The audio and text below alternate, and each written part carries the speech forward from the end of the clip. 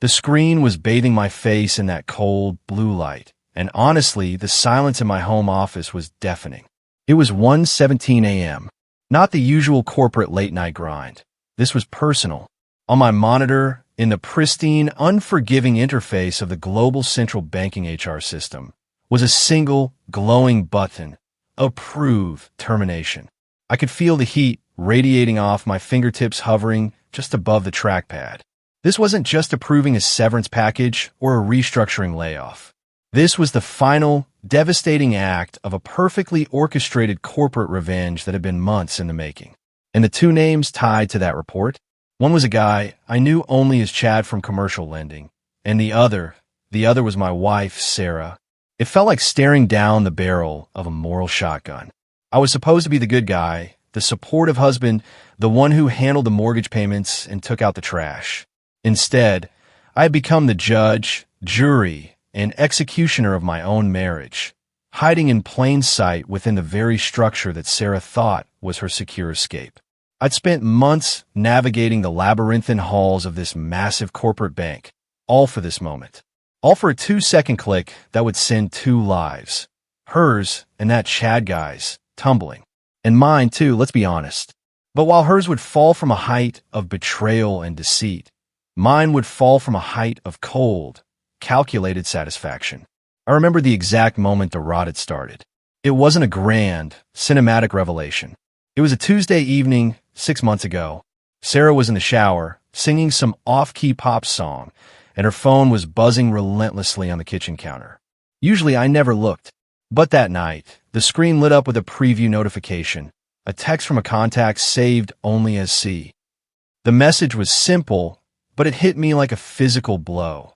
Can't wait for your 2 o'clock meeting tomorrow. Maybe we can sneak away for coffee and a quick chat about our Q3 strategy, wink face emoji. The casual corporate lingo, mixed with that ridiculous, suggestive emoji, made my blood run ice cold.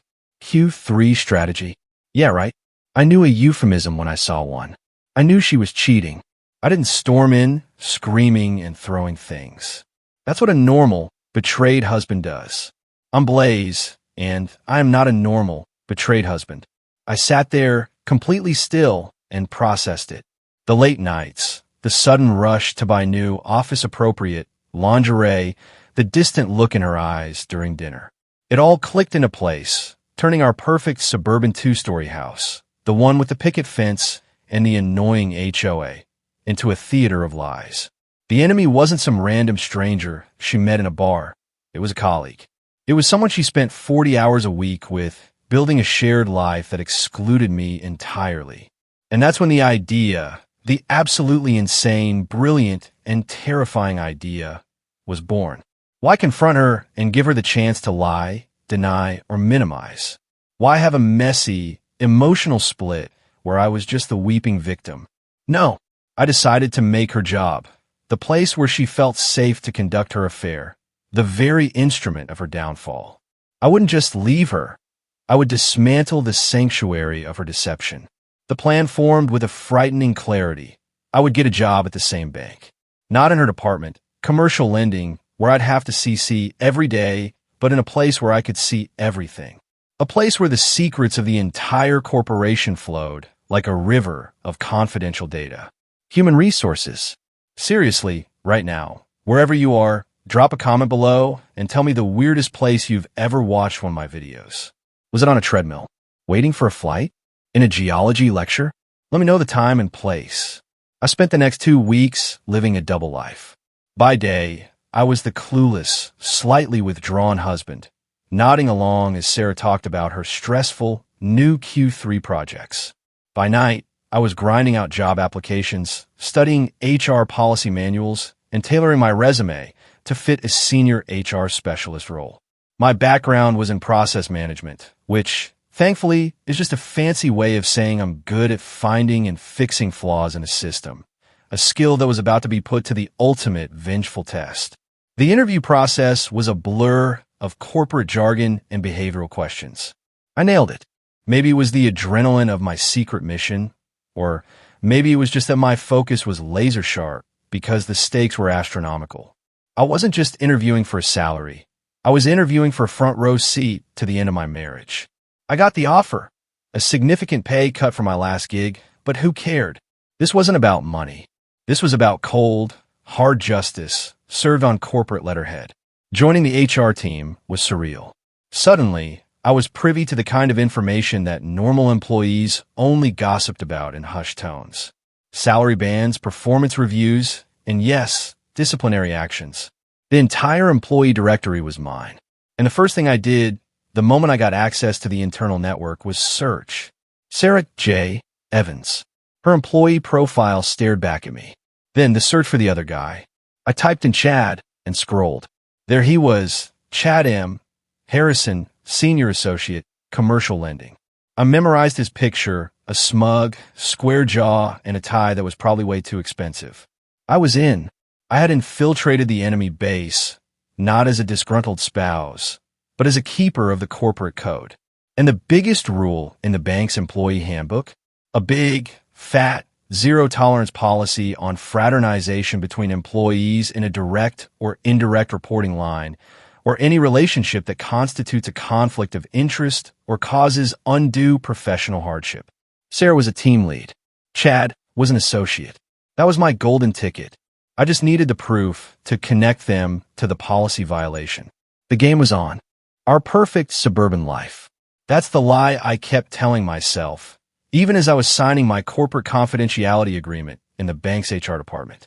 We lived in a neighborhood called the Willows, which sounds all tranquil and picturesque, but was really just a collection of identical, overpriced houses where everyone was too busy one-upping each other's landscaping to notice the emotional dumpster fire next door. Sarah and I had built this life over 10 years, a decade of shared vacations, paying off student loans, and countless Sunday morning trips to the hardware store. It felt solid, real, the kind of relationship you saw in bank commercials. That sense of grounded reality was the bedrock of my pain. It wasn't a casual fling she was having. It was a betrayal built on the ruins of something substantial. And the backdrop for all of this was our home. I still remember the smell of her favorite candle, Ocean Breeze, which suddenly felt like a joke. Ocean Breeze? More like the stale, manufactured air of a corporate office where she was planning her next deceitful Q3 strategy meeting. I had to maintain the illusion of the clueless husband while simultaneously becoming Blaze from HR, the guy who knew the entire company's payroll and could access any employee's disciplinary history with 3 clicks.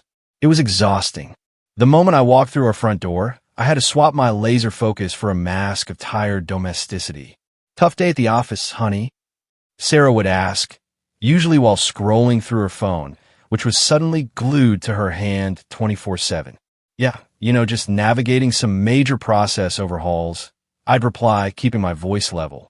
Process overhauls, indeed. I was overhauling her life, but she didn't need to know that yet. One particularly grating memory was sitting across from her one evening. She was talking about how she and Chad, she always called him Chad, never the impersonal Mr. Harrison or the too familiar C, had to work late on a huge presentation. She even used the phrase, "We really clicked on this project, he's just so dedicated." Dedicated. The irony was so thick, I could have spread it on toast. I had to physically restrain myself from leaning across the table and saying, "Oh, I know all about Chad's dedication, Sarah. I also know that fraternization policy on page 47 of the handbook pretty well." But I didn't. I just smiled, poured myself another glass of water, and said, "That's great, honey. I'm glad you have such a supportive team." Every word was a surgical lie, carefully placed to keep her comfortable until the moment of reckoning. To truly understand my mindset, you have to realize that this wasn't just about catching her in the act. It was about exposing the sheer hypocrisy of the corporate world, too. This bank, the gleaming tower of financial stability, had a zero-tolerance policy for everything except the massive, simmering mess of human drama beneath the surface. My job in HR was supposed to be about mitigating risk, and right now my marriage was the single biggest, most delicious risk I had ever encountered. My first week in HR was the backstory deep dive. I spent hours reading about internal investigations, disciplinary actions, and the very specific language used when terminating employees for misconduct and violation of the code of conduct. I was learning the vernacular of destruction. It was like on a law school for revenge. One small, relatable moment that sealed my determination was during a mandatory ethics refresher training module. The presenter, a humorless woman named Brenda, was droning on about conflicts of interest. On the screen, a slide appeared with a mock scenario. Two employees in a supervisory/subordinate relationship begin dating. What is the appropriate HR response? The answer, blinking in bright corporate yellow, was immediate, mandatory reporting and disciplinary action up to and including termination for one or both parties. I leaned back in my ergonomic chair, a slow, cold smile spreading across my face. It wasn't just a betrayal of a husband. It was a clear-cut violation of Section 4, subsection B of the Employee Code. And I, Blaze, was now an official enforcer of that code. The corporate policy had inadvertently handed me the perfect weapon. The job itself demanded a high degree of emotional detachment, which, funnily enough, I was fully capable of.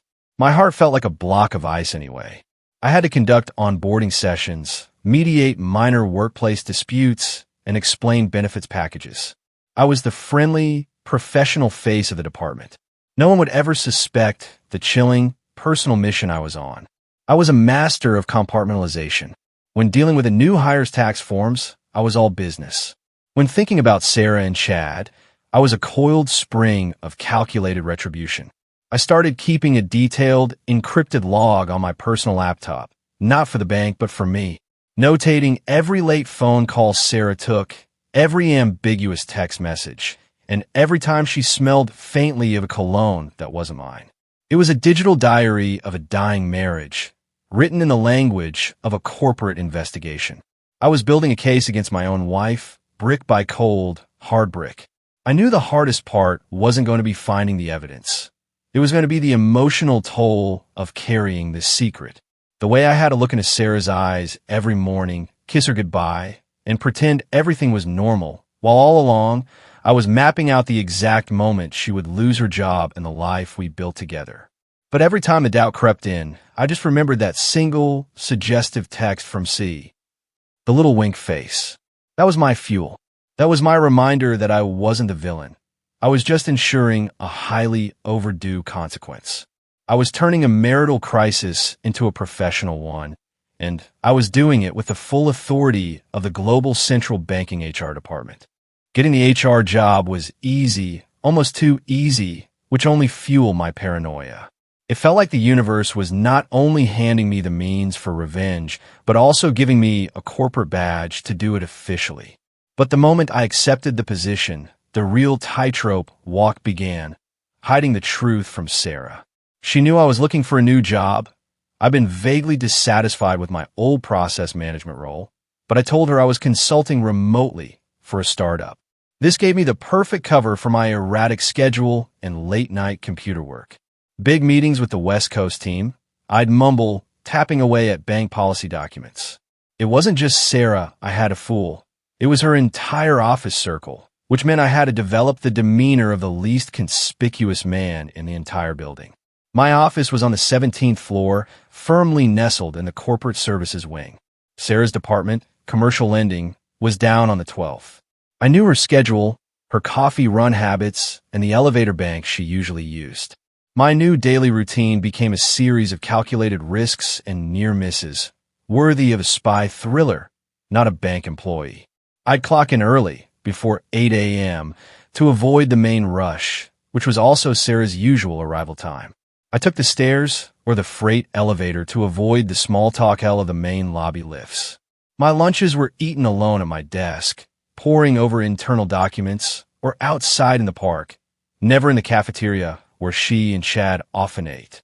I was a ghost in the machine, and the sheer mental effort of maintaining this facade was exhausting. One day, I almost blew it. I was walking past a meeting room on the 18th floor, a floor I usually avoided, when I heard Sarah's unmistakable laugh. I froze mid-step, instantly regretting my choice of elevator. Peeking through the glass, I saw her, bright and engaged, sitting with 3 other people. And there, right next to her, was Chad M. Harrison, his stupid, smug face smiling back at her. The chemistry between them, even across a boardroom table discussing financial derivatives, was undeniable. It wasn't just physical. There was an ease, a shared intimacy that spoke of late-night texts and shared secrets. It was a brutal punch to the gut, a visual confirmation that the text messages weren't a fluke. This was an ongoing, serious relationship. I quickly ducked into the nearest restroom, heart hammering against my ribs. I stayed there for 10 minutes, just breathing, letting the wave of betrayal and panic subside. That moment cemented my resolve. I wasn't doing this just to hurt her. I was doing this because she had already destroyed our life and was building a new, public one right under my nose, using my hard-earned stability as her launchpad. The details I was finding in HR were invaluable. I learned that Chad was married, too. His wife, Eliza Harrison, was a pediatric nurse who worked night shifts. This detail added a whole new layer of moral complexity and opportunity to my plan. It wasn't just Sarah who was a betrayer. Chad was a double agent, playing 2 wives against the backdrop of their respective careers. Suddenly, my revenge didn't feel quite so selfish. It felt like I was administering corporate justice for 2 betrayed spouses, even if Eliza didn't know it yet. My job demanded I be objective, almost clinical, and this detached professionalism was leaking into my home life. I was becoming an HR robot, meticulously polite, emotionally distant. Sarah would occasionally try to connect, asking about my day, or suggesting a movie. I'd meet her with a cool, corporate evasion. Just a lot of back-end integration this week, Sarah. My brain's a bit fried. She took it as stress from the new startup. She didn't see it as the calculated detachment of an investigator gathering evidence. The strain of this double life was becoming physically apparent. I was sleeping less, eating more erratically, and the lines around my eyes were deepening. One day, my HR manager, a sharp, insightful woman named Diane, pulled me aside. "Blaze," she said, leaning against my cubicle wall, "you're doing great work. Your process mapping for the new disciplinary tracking system is flawless. But you look like you're running on fumes. Everything okay at home?" I forced a professional, easy smile. "Just settling into the new pace, Diane. And the commute's a killer." "I get it," she nodded. "Just make sure you take care of yourself. We deal with enough employee drama in here. We don't need to create our own." The irony of that statement almost made me laugh out loud. I was literally the walking, breathing definition of self-created employee drama, and my own boss was warning me against it. I assured her I was fine, but the interaction was a chilling reminder. I had to keep it together. One slip-up, one moment of emotional release, and my entire elaborate scheme, this long-form viral story of vengeance, would collapse. I needed to remain the professional, unflappable, incredibly efficient senior HR specialist named Blaze. The key was to focus on the policy violation, not the heartache. This was about fraternization, conflict of interest, and the code of conduct. It was never about my wife's infidelity. That was just the catalyst. The sheer audacity of my plan sometimes hit me when I was doing the most mundane tasks, like refilling the office water cooler, or in this specific case, waiting for a subpar corporate coffee on the 12th floor. That's where it happened. I met the guy. I knew Chad M. Harrison's face from the internal directory, but seeing him in 3 dimensions, standing casually by the communal coffee machine that was brewing a weak, metallic sludge, was completely different. He was exactly the type you'd expect. Aggressively tailored suit, perfectly gelled hair, and that air of self-importance that seems to cling to mid-level bank associates. I had come down to the 12th floor under the guise of conducting an impromptu spot check on departmental compliance posters. Total HR BS, but it got me onto their turf. I was stirring my coffee when he walked up. "Rough morning, huh?" Chad said, offering a practiced, charming smile that didn't quite reach his eyes. This stuff should be considered a violation of the Geneva Convention. My heart pounded, but my HR training kicked in. I maintained a mask of calm, professional indifference. "Blaze Evans, Senior HR Specialist," I said, extending my hand. My voice was steady, maybe a little too formal. He shook my hand with a firm, confident grip. Chad Harrison, Commercial Lending. Nice to meet you, Blaze. Nice to meet you? Oh, I knew everything about him. I knew his salary range, his last performance review scores, and the precise section of the employee handbook he was actively violating. And he, the target of my highly illegal, incredibly personal investigation, was shaking my hand and complaining about the coffee. The irony was so rich, it felt like a physical weight. We stood there for a minute, making small talk about the office air conditioning and the upcoming company golf tournament. I was probing, not obviously, but listening for any slip-up, any mention of Sarah. He kept it strictly professional, but there was an underlying, arrogant confidence about him. He was totally clueless that the HR guy standing next to him was his lover's husband. He just saw me as another cog in the corporate machine, a background character. I had to drop a subtle, loaded question. So, commercial lending is quite the pressure cooker, I hear. You must have a great team to handle the deadlines. Chad puffed out his chest a fraction. We do, especially with Sarah. She's absolutely essential. Total rock star. She and I are constantly bouncing ideas off each other, late into the evening sometimes. Gotta hit those numbers, right? He winked, a purely professional, non-flirty wink, but it made my skin crawl. He had just casually confirmed the late-night work, the lie she was using as cover, right to my face. Absolutely, I agreed, returning a bland, neutral smile. Collaboration is key. We in HR are always stressing the importance of professional boundaries to ensure a harmonious environment, of course. I put extra emphasis on those two words, watching for any flicker of recognition or panic in his eyes. Nothing. He just nodded and took a sip of his coffee. The man had the moral depth of a teaspoon.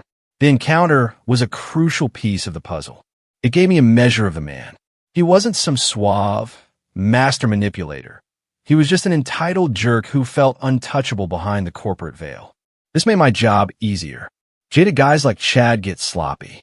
Meanwhile, back at home, I was still the supportive husband. Sarah started taking evening classes, professional development, and financial modeling, which was, of course, the new cover for her time with Chad. I'm so exhausted, Blaze, she said one night, collapsing onto the sofa. 3 hours of statistics after a full workday is brutal. I can only imagine, I said, rubbing her shoulders. I was actively resisting the urge to check her phone, knowing that gathering digital evidence was a serious HR policy violation for me. I had to stay clean. My evidence needed to be derived through proper corporate channels. The emotional toll of this deception was immense. I was living with a woman who was actively betraying me, and I was actively engineering her professional destruction. The nights became the hardest. I'd lie awake next to her, listening to her quiet, even breathing, and I'd think about how close I was to the finish line. I wasn't sleeping, I was waiting. Waiting for the inevitable mistake, the slip-up that would make the paper trail clear enough for me to act on. I started setting up alerts in the bank's internal communication system. Nothing invasive, just searching for terms that might indicate an anonymous tip or an employee complaint regarding commercial lending. I was fishing in the dark, but I was using HR's official gear. The company had a robust, anonymous reporting system for misconduct, the very system I was now responsible for administering.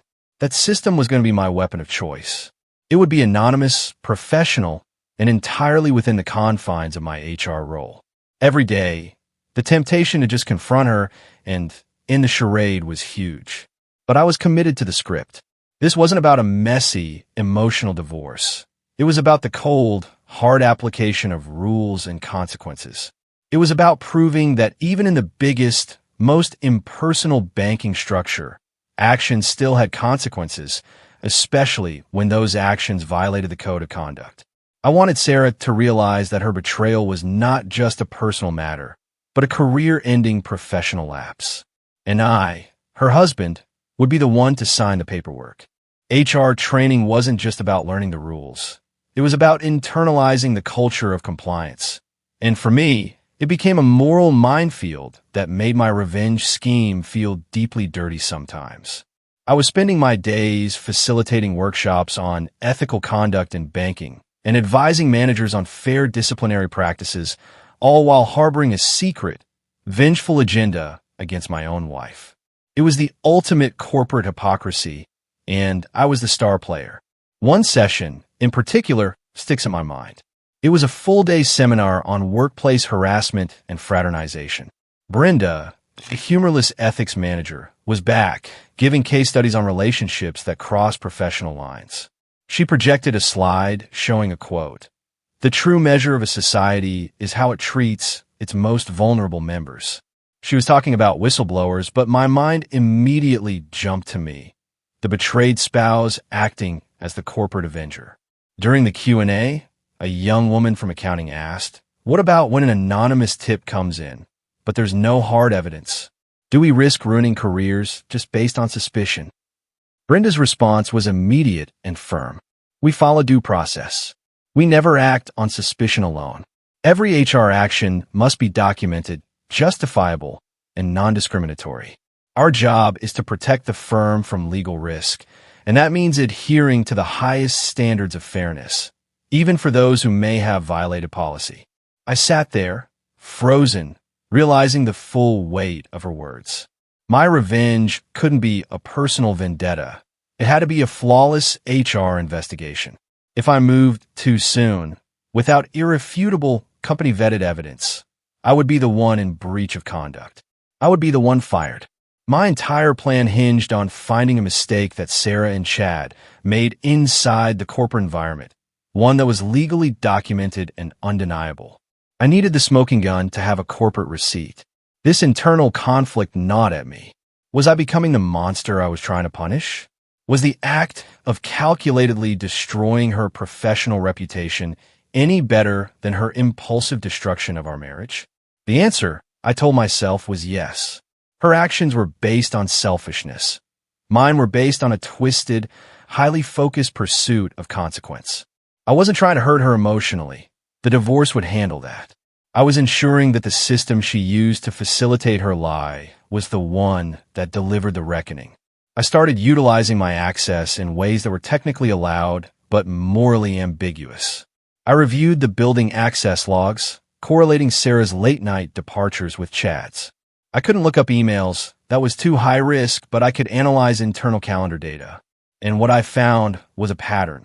Twice a week, on Tuesday and Thursday evenings, Sarah and Chad both had a nondescript meeting scheduled in a conference room on the 10th floor, usually titled Q4 Planning Follow-Up. The room was listed as available after 6 p.m., meaning they were deliberately booking it late. It wasn't definitive proof of an affair, but it was excellent corporate context for a conflict of interest and misuse of company resources claim. I was building the case file not of a cheated husband, but of a diligent HR specialist flagging potential misconduct. One evening, I received an automated alert. The building security system flagged an unauthorized use of a keycard on the 10th floor after 8 p.m. The keycard belonged to Chad. The log showed he accessed the floor, but the camera feed showed he never left the 10th floor before 9:30 p.m. Why? Because the meeting rooms there had small and used storage closets. Was it a coincidence? Unlikely. This little detail was a piece of the puzzle, but still not the final evidence I needed to pull the trigger. I had to maintain my cool at home. Sarah started to relax, thinking I was completely distracted by my new startup consulting gig. She was even happier, more vivacious, clearly buoyed by the attention she was getting from Chad. That happiness, built on my silent suffering, was the coldest part of the entire ordeal. "Blaze, I need to buy a new suit," she announced one Saturday morning while we were having breakfast. "The commercial lending team is having a big celebratory dinner next week. We hit a huge metric, and the partners are taking us out to this incredible steak place downtown." I looked up from my coffee, my mask of domestic tranquility firmly in place. "Oh, that's great, Sarah. Congrats to the team. You guys have been working hard. Yeah, it's a big deal. Chad is actually being recognized for his contribution. We practically built this deal together," she said, practically glowing. The celebration, a public recognition of the very professional connection that was masking their affair, was the perfect scenario for my growing sense of resentment. I realized then that my revenge wasn't just about getting them fired. It was about ensuring that their downfall was linked directly to the height of their success. The bigger the climb, the harder the fall. I needed to see their faces when they realized the celebration was over and the consequences had just begun. That was the fuel I needed to keep walking this treacherous line between professional compliance and personal destruction. I just had to wait for the evidence to officially land on my HR desk. Sarah's promotion celebration was a tense, fake nightmare. The dinner, the one she mentioned needing a new suit for, took place at a ridiculously expensive steakhouse downtown. I wasn't invited, thankfully, but the whole week leading up to it was a performance worthy of an Oscar. The energy in our house was high. Sarah was genuinely thrilled, walking around with this radiant, self-satisfied glow, entirely unaware that her personal victory lap was setting the stage for her professional execution. "I just can't believe it, Blaze," she gushed, laying out her new navy blue power suit on the bed. "This is it. The partners are watching us now. I mean, Chad is getting an award for the Q3 numbers, and I'm getting recognized for my leadership on the project." She paused, then gave me a quick, distant kiss. "I know my new job is keeping you busy, but you have to be proud of me." "Incredibly proud, Sarah," I lied, the words tasting like ash. "You've worked so hard for this." Hard being the operative word, though not in the way she meant. Every conversation was a tightrope walk. I had to appear genuinely supportive, feeding her ego and her sense of security, while internally I was counting down the days until I would pull the rug out from under her feet. The night of the dinner, I stayed home. I told her I had a massive report due for the startup. She left looking stunning and utterly oblivious. As soon as the door clicked shut, I dropped the facade. I didn't sit around brooding. I went straight to work. I logged onto the bank's internal system from my home office, something I did sparingly for security, and focused on the expense reports for the commercial lending team. This was a long shot, but corporate celebrations often lead to sloppy financial reporting. If Chad and Sarah were feeling arrogant and entitled, maybe they made a mistake I could capitalize on. I filtered the reports for entertainment and client relations related to that team for the previous few months.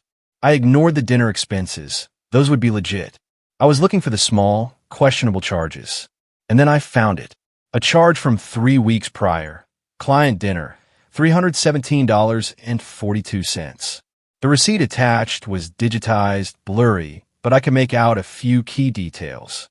It was from a small, upscale Italian place near the office, known more for intimate dates than large corporate client dinners.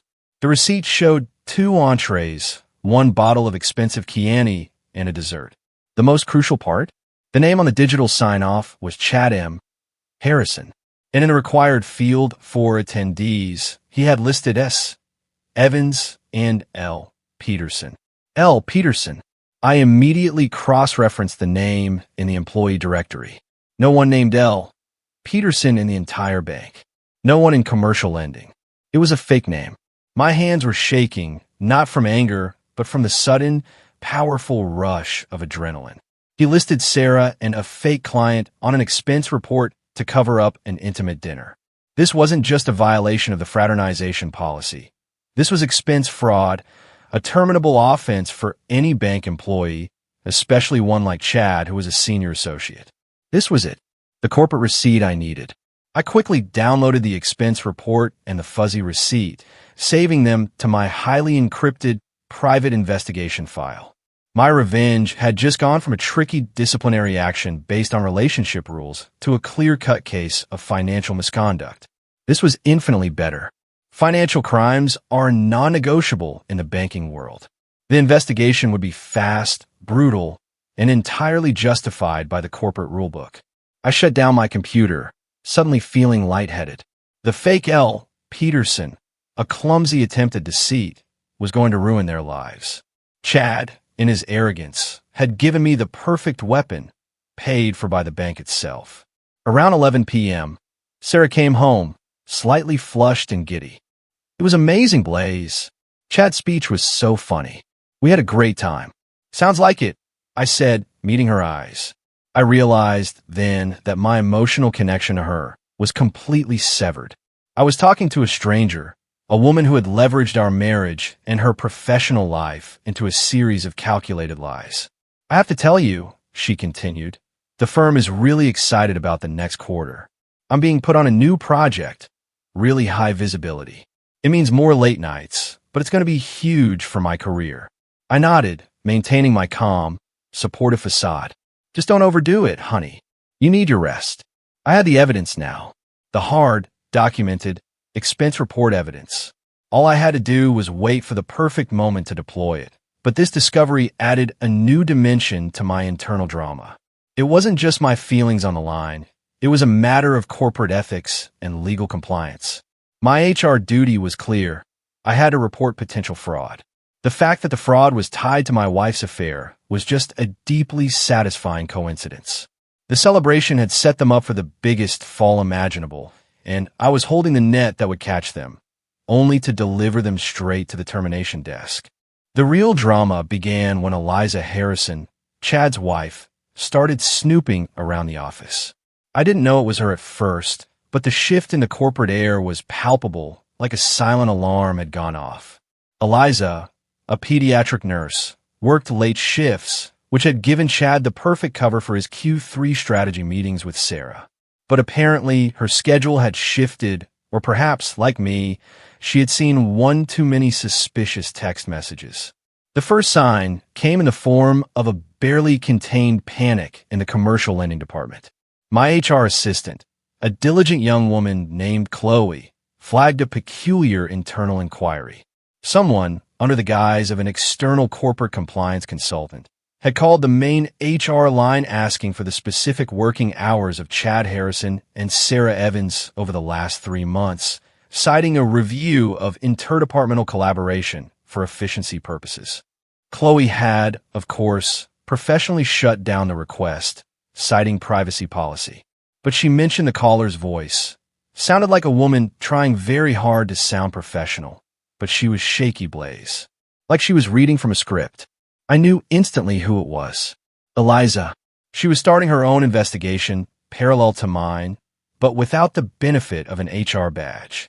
The corporate consultant ruse was clumsy, but heartbreakingly understandable.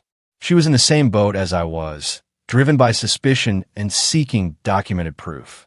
This development changed the dynamic entirely. My personal revenge was now aligning with the justice being sought by another betrayed spouse. This gave my actions a necessary layer of moral justification. I wasn't just acting out of vengeance. I was protecting the ethical framework of the bank from 2 liars who were also committing expense fraud. I started keeping a closer watch on the anonymous reporting channel. Sure enough, the following day, a report came in specifically targeting inappropriate conduct between a team lead and an associate in commercial lending. It was vague, citing frequent unchaperoned late-night meetings and an atmosphere of favoritism. The report was filed through a public Wi-Fi network far from the office, smart, cautious, and clearly done by someone who knew how to cover their tracks. I was 99% sure it was Eliza. This was exactly the kind of official, anonymous corporate complaint I needed. It provided the necessary HR predicate for me to launch a formal, internal investigation without triggering suspicion that the HR specialist was acting on personal knowledge. I could now justify pulling the building access logs, reviewing the calendar entry for the 10th floor meeting room, and, most importantly, pulling every single expense report submitted by Chad M. Harrison and Sarah J. Evans. I walked the anonymous complaint over to Diane, my manager. I kept my face neutral, adopting the persona of a diligent HR professional responding to a compliance threat. Diane, I said, placing the printed report on her desk. This came in through the hotline. I've cross-referenced some basic data, building access for after hours on the 10th floor, and there seems to be enough correlation to warrant a preliminary review. It names Sarah Evans and Chad Harrison from commercial lending. Diane, ever pragmatic, scanned the report. Fraternization, huh? Happens all the time. But we can't ignore an official complaint, especially in this climate. And Evans is a team lead. That's a clear supervisory relationship. She looked up decisive. Blaze, you've been brilliant with the compliance documentation. I want you to head the initial inquiry. Keep it strictly by the book. Interview the department head, review the official calendar entries, and see if there's any undue influence in performance reviews. And, of course, audit their expense reports. You know the drill. I nodded, trying to contain the absolute seismic eruption of triumph inside me. Audit their expense reports. She had just given me the official mandate to use the L. Peterson receipt, the definitive proof of fraud, as part of a legitimate investigation. My heart was thundering with a mix of dread and exhilaration. The system was now working for me. My revenge had just been baptized by the corporate machine. The emotional strain remained, however. I had to go home that night and pretend to be pleased when Sarah mentioned Chad. He's been so helpful, Blaze. I feel like I finally have a true partner at work. The word partner twisted the knife. She had no idea that her partner at work was about to cost her everything, and that the person about to authorize the collapse was her partner at home.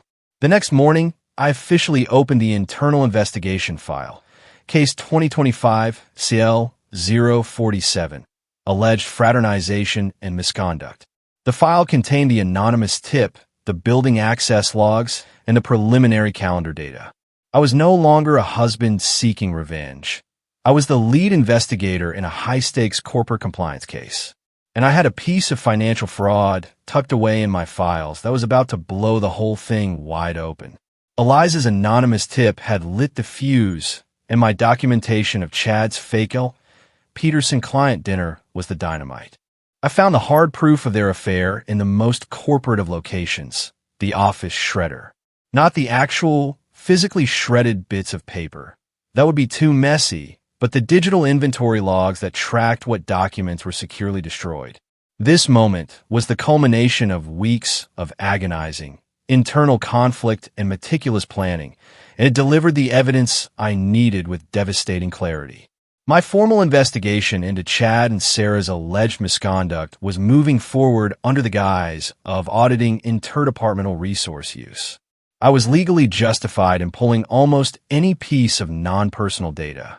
My main focus, officially, was on the building access logs and the suspiciously frequent Q4 planning meetings on the 10th floor.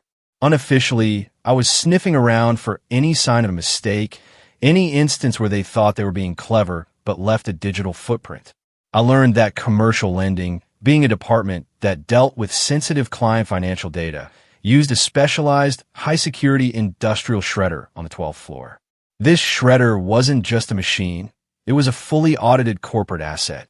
Every document scanned and destroyed was logged, time-stamped, and cross-referenced with the employee ID who initiated the scan. It was a digital archive of destroyed secrets.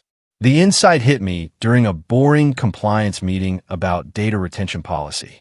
If Sarah or Chad were getting rid of physical evidence of their affair, say a printed email, a handwritten note, or a receipt they were too nervous to file, they would use that high-security shredder, believing the documentation was gone forever. But the log remained. I spent an entire afternoon meticulously reviewing the shredder's activity logs, filtering the data by employee ID for both Sarah and Chad. I wasn't looking for every document. I was looking for patterns for after-hours activity or documents that had generic, non-client-related descriptions. I found several suspicious entries. 2 weeks prior, at 8:47 p.m., Chad Harrison scanned and destroyed a document simply titled Personal Correspondence, Destroy Immediately. But the gold came from Sarah. At 7:15 p.m., the night after the corporate celebration dinner, Sarah J. Evans scanned and destroyed a single 2-page document titled Signed Restaurant Invoice, Client Dinner Reversal. My blood went cold, but my HR brain went into overdrive. This was it. This was the final, irrefutable corporate crime. The digital log proved that after their celebratory dinner, the one Chad expensed using the fake client Peterson, Sarah, probably in a fit of panic or post-affair paranoia, had reversed a signed restaurant invoice and then shredded the paper copy to cover her tracks. She wasn't just covering up the affair. She was actively destroying a financial document to cover up Chad's expense fraud. This was not merely fraternization. This was collusion in financial misconduct.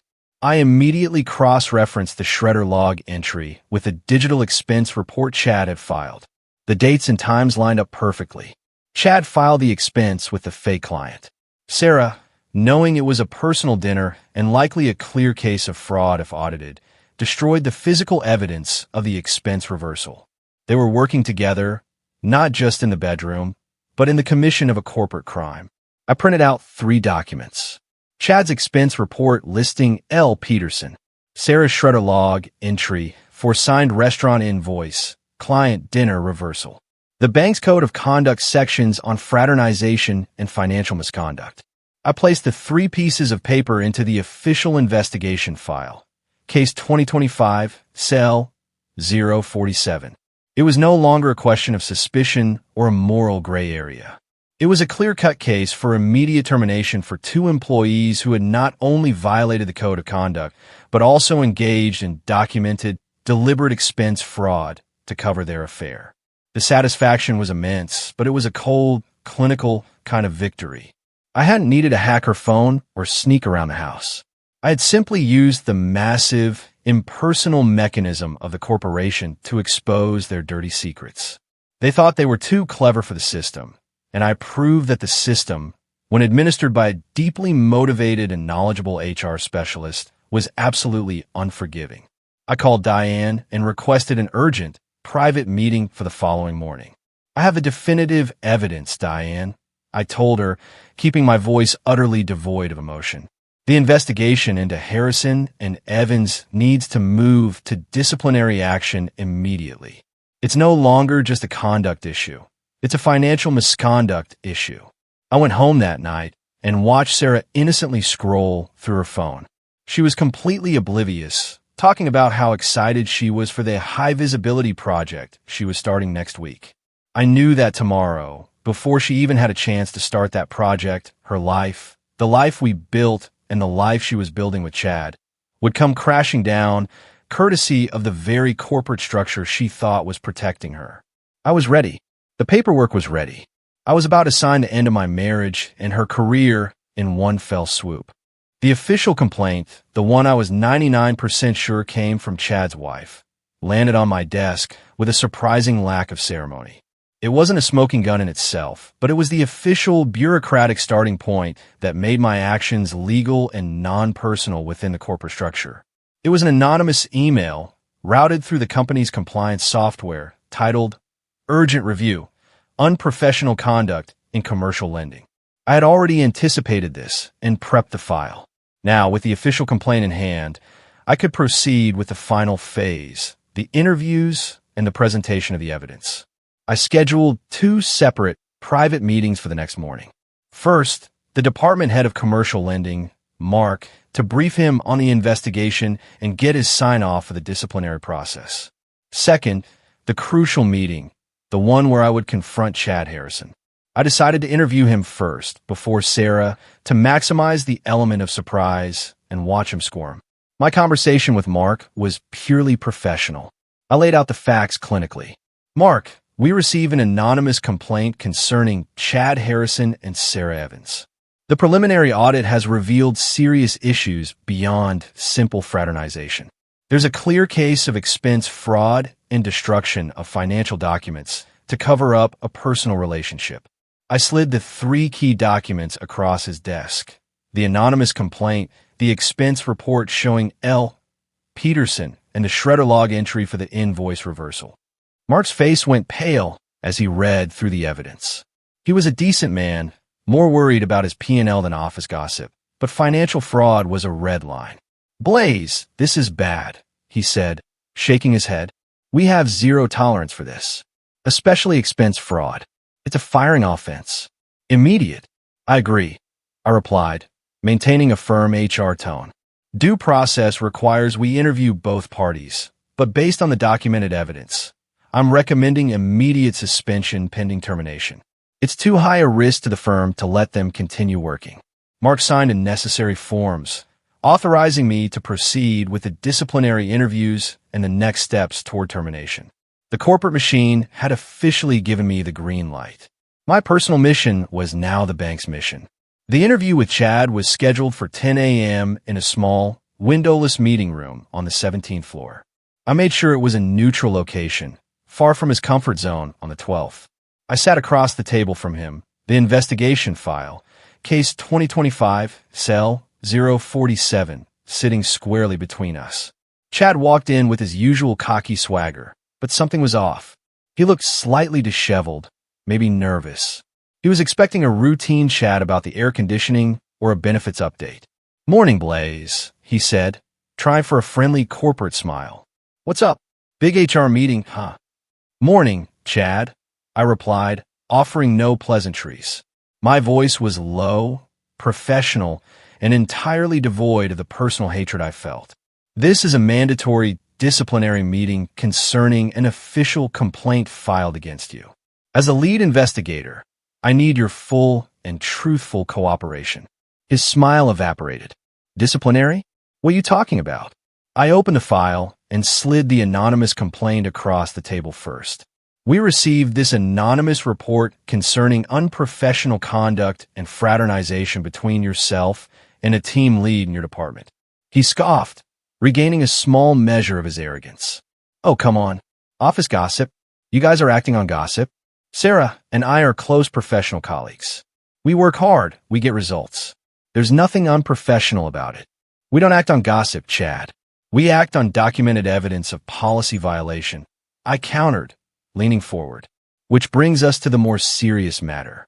I then pushed the second document, the expense report for the fake L. Peterson dinner.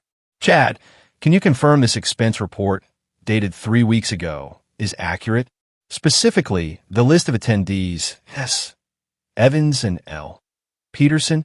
He looked at the receipt, his face draining of color. The swagger was gone. The casual corporate mask was cracking. He stammered, I don't recall. Maybe a client canceled last minute, and I put the wrong name." "L. Peterson does not exist, Chad. There is no employee or registered client in this firm by that name. You used a fake name to expense a personal, intimate dinner with Sarah Evans. That is a clear violation of our financial code of conduct. It's expense fraud." He swallowed hard, his eyes darting toward the door. "Look, it was a mistake. A small dinner. I'll pay it back. We can just—" "It's not just the dinner, Chad," I interrupted, cutting him off before he could minimize the situation. I slid the final, crushing piece of paper across the table, Sarah's shredder log entry. This log shows that Sarah Evans, at 7:15 p.m. the night after that dinner, shredded a document titled Signed Restaurant Invoice, Client Dinner Reversal. She was actively destroying evidence of your financial misconduct. This is collusion. This is a direct violation of 2 core tenets of our code of conduct: fraternization and financial integrity. I closed the file with a sharp snap. "Based on the evidence contained in this file, I am recommending your immediate, unpaid suspension pending termination for cause. Your building access will be deactivated immediately. HR will escort you out of the building to clear your desk. This is your last day." Chad's face was a mixture of stunned panic and cold fury. He was caught, exposed not by a messy fight, but by his own arrogance and my methodical HR investigation. He opened his mouth to argue, but I simply pointed to the door. I had played the long game, and the paperwork had won. Confronting my wife's lover with the file in my hand was the ultimate power move, a scene I'd replayed in my head 100 times, only this was better, colder, and more definitive than any fantasy. After Chad sat in that windowless room, utterly defeated and speechless, the final act was set. He was escorted out of the building, his face a mask of disbelief, his expensive suit doing nothing to hide his humiliation. My revenge was moving with the efficient, impersonal speed of corporate bureaucracy. Now it was Sarah's turn. I returned to my desk, feeling a strange mixture of elation and dread. Elation for the success of my plan, and dread for the emotional fallout that was about to hit my personal life with the force of a wrecking ball. My manager, Diane, was fully supportive. "Blaze, you handled that with absolute professionalism. Now, bring in Ms. Evans. Let's close this out." Sarah's disciplinary meeting was scheduled for 1 p.m. I had sent a generic corporate meeting invite simply titled, "Confidential HR Follow-Up." I knew she would think it was something routine, perhaps about her recent performance review or a minor compliance issue. She walked into the meeting room, the same one Chad had just occupied, looking slightly annoyed at the interruption to her workday. She was still radiating the glow from the corporate celebration dinner. Diane was present, adopting the formal, impartial posture of an HR VP. I sat opposite Sarah, the file, case 2025, cell 047, still between us. I didn't greet her. I didn't offer her coffee. I maintained a mask of Blaze, senior HR specialist. Sarah, Diane began, her voice crisp, thank you for coming. We are conducting a mandatory disciplinary interview based on a formal, anonymous complaint regarding your conduct. Sarah's expression shifted immediately from mild annoyance to confusion. A complaint? What are you talking about? I've been doing great work. My team just closed the Q3 deal. I took over. The complaint alleges unprofessional conduct and fraternization with an associate in your department, Sarah, specifically Chad Harrison. She immediately went defensive, the panic flickering in her eyes. That's absurd, Blaze. I mean, Mr. Evans. Chad and I are close professional colleagues. We collaborate constantly. This is just malicious office gossip, likely from a disgruntled peer. She even had the audacity to use the HR terminology she'd probably picked up over the months. That's what we hope, Sarah, I said, my voice flat. Unfortunately, our internal audit has revealed evidence that goes far beyond gossip. I slid the first document across the table, a printout of the building access log showing her and Chad accessing the 10th floor after hours on multiple occasions. These logs correspond with specific, non-client-related after-hours meetings, far from your main office floor. She dismissed it with a wave of her hand. We were looking for quiet space. Our floor is loud. We were strategizing for Q4, and that strategy included falsifying corporate records to cover up a personal relationship.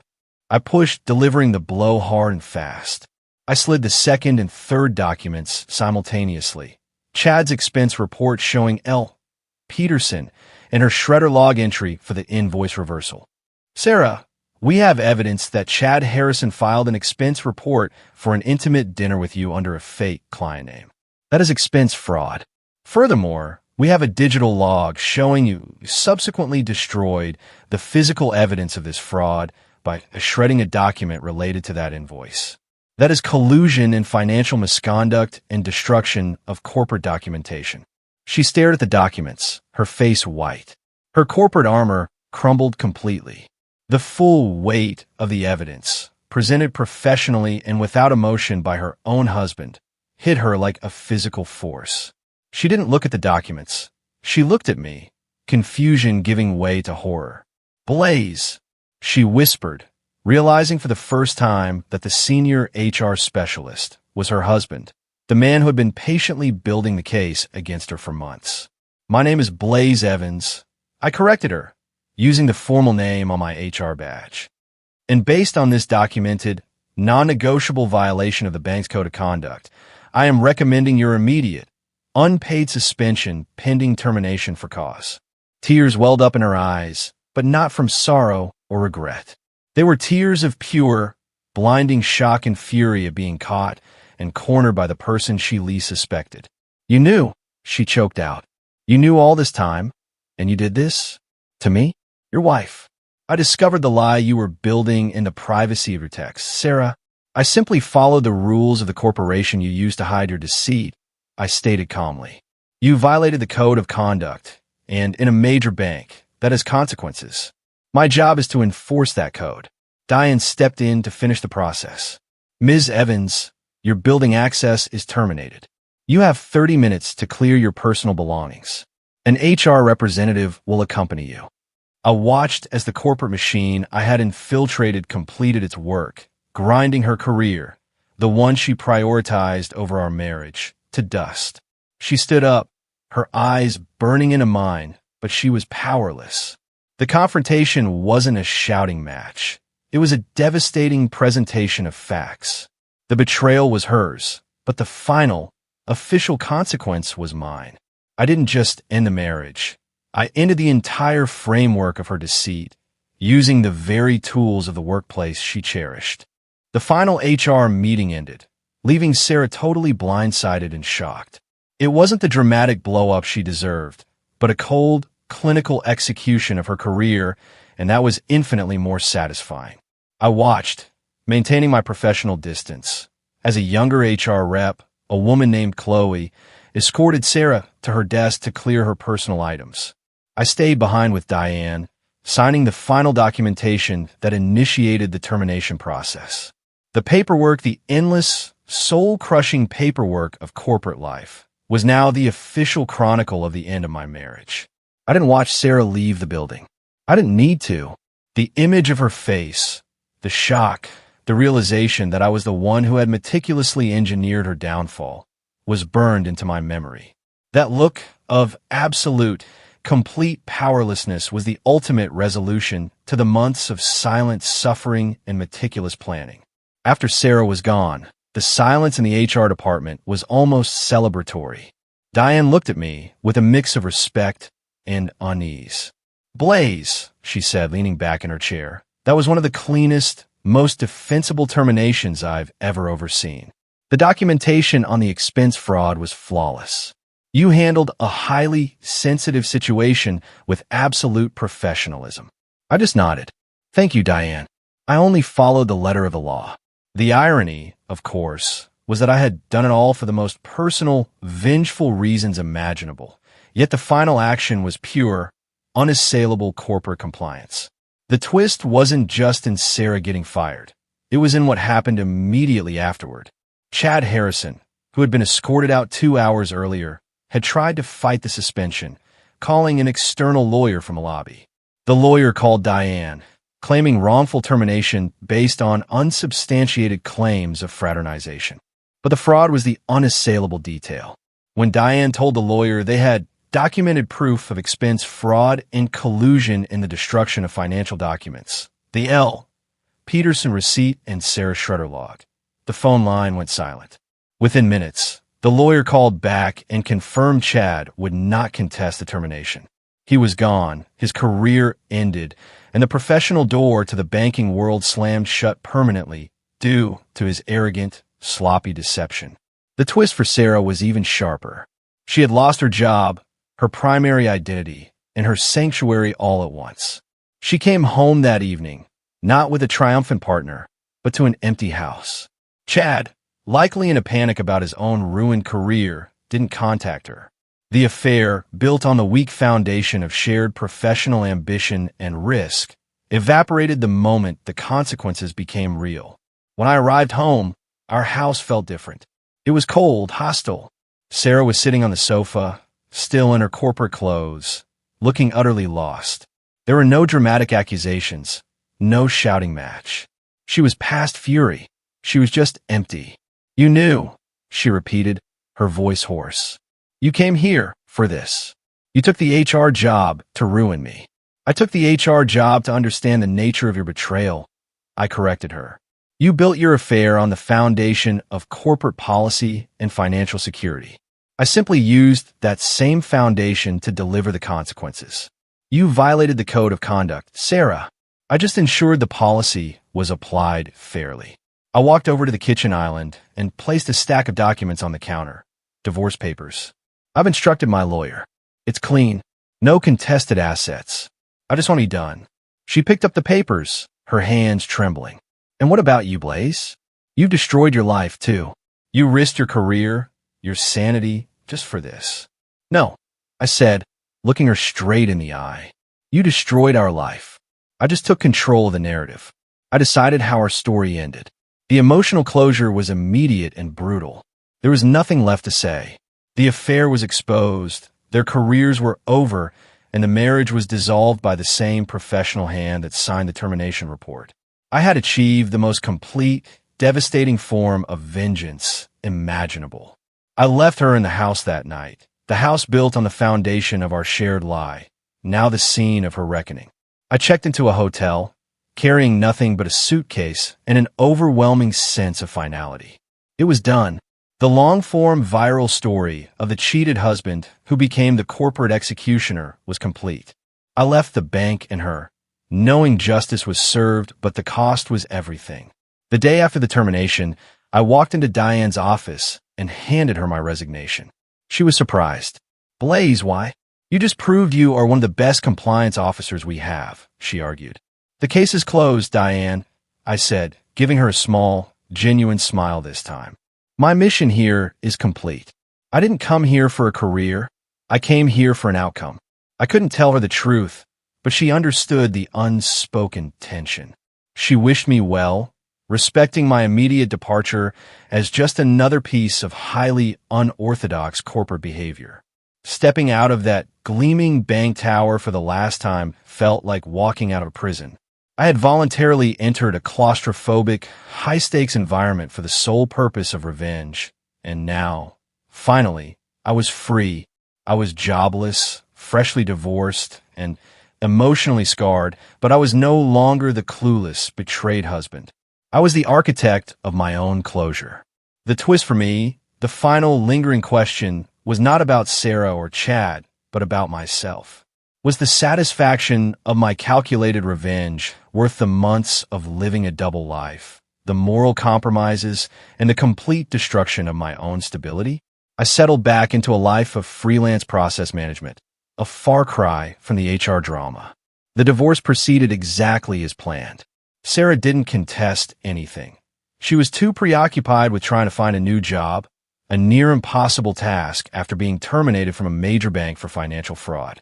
Months later, I saw a final, thought-provoking resolution. I was having coffee near my new apartment when I saw Chad Harrison. He was waiting tables at a casual brunch spot. Gone was the expensive suit, the confident swagger. He looked defeated small.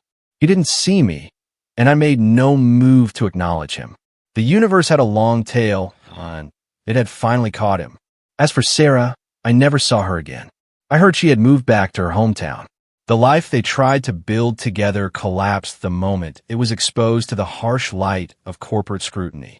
They were united by a lie and destroyed by a rulebook. The lingering thought is this: did I win? Yes, I executed a flawless plan. I turned a personal catastrophe into a professional consequence. But the cost was the cynical knowledge that the system only works when someone is willing to exploit it for personal ends. My story is a cautionary tale, not just about infidelity, but about the cold, hard power of corporate structures. Never think you are smarter than the system, especially when your betrayed husband is the one running it. I chose justice over peace, and the sound of that approved termination button clicking is still the loudest sound I've ever heard. It was her last day, and my first day of true, if lonely, freedom. If this story of calculated corporate revenge and betrayal resonated with you, do me a favor. Hit that like button, subscribe to the channel, and drop a comment below letting me know your wildest story of workplace drama. I want to hear it.